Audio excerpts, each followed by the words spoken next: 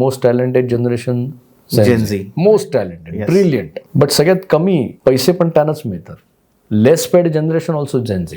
इन्व्हेस्टमेंटकडे त्यांचा कल का नसतो?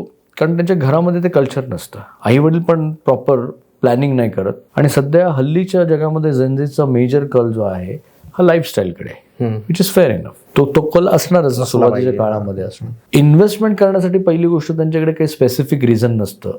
आई वडील त्यांचे सफिशियंट पैसे कमवतात, पैसे त्यांना मिळतात, तर ते फोकस नाही करत इन्व्हेस्टमेंटचे. जेनझी जेव्हा जॉब करतात त्यावेळेस ते मिस्टेक काय करतात, अगेन परत लाईफस्टाईल गोष्टींवरती कल असतो. गाडी घेणं, गॅजेट्स घेणं, मग EMIच्या ट्रॅपमध्ये अडकणं. त्यामुळे इन्व्हेस्टमेंट त्यांच्याकडून होत नाही आणि ट्रॅप पूर्ण बाहेर येईपर्यंत त्यांना 35 ते 40 वर्ष लागतात. त्यामुळे जेनझीला इच्छा आहे, बट त्यांना मार्गदर्शन कोण नाही करत आहे.